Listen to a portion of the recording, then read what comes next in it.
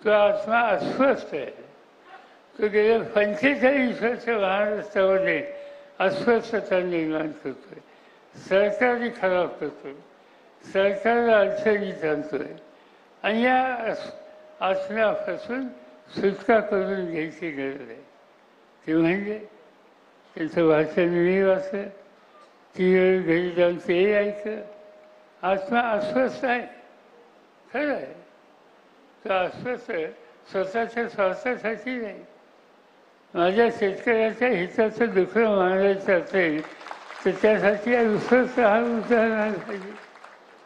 आज संबंध देशामध्ये सामान्य माणसं हे महागाईनं संकटात आली, लोकांना संसार प्रपंच करणं अवघड आहे आणि त्या संबंधीची भूमिका मांडली आणि त्यासाठी अस्वस्थता दाखवली. तर 100 वेळेला ही अस्वस्थता मी दाखवल्याशिवाय अस्वस्थ चालू नाही. कारण अडचणीच्या माणसाचं दुखणं हे मान्य आणि त्याची सोडवणूक करण्याच्यासाठी प्रयत्न करणं हे महत्त्वाचं काम आणि केलं पाहिजे. हे संस्कार माझ्यासारख्यावर यशवंतराव चव्हाणांनी दिले आणि त्याच्याशी आम्ही कधी तडजोड करणार नाही. महागाई वाढली नाही.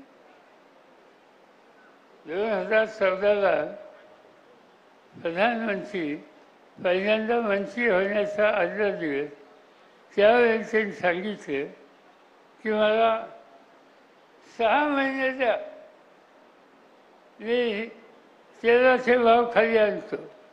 किती आणले? किती आणले? यावेळी तर वाढले, दुप्पट वाढले. त्यावेळेला त्यांनी आणखी एक गोष्ट सांगितली. ते म्हणजे आमच्या आया बहिणींनी स्वयंपाक करणं अवघड झालं कारण सिलेंडरची किंमत ही वाढली आहे. हे भाषण मोदींनी केलं. मला 6 महिने द्या, मी सिलेंडरची किंमत कमी करतो. एवढंच नाही, त्यांनी सांगताना असं सांगितलं, मसाला दाल तेव्हा या महागड्या सिलेंडरला नमस्कार करा आणि नंतर द्या. लोकांना खरं वाटलं.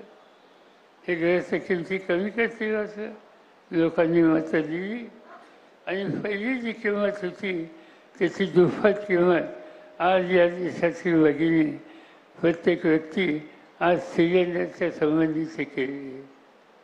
खताचे भाव वाढले, औषधाचे भाव वाढले, कशाचे भाव वाढले.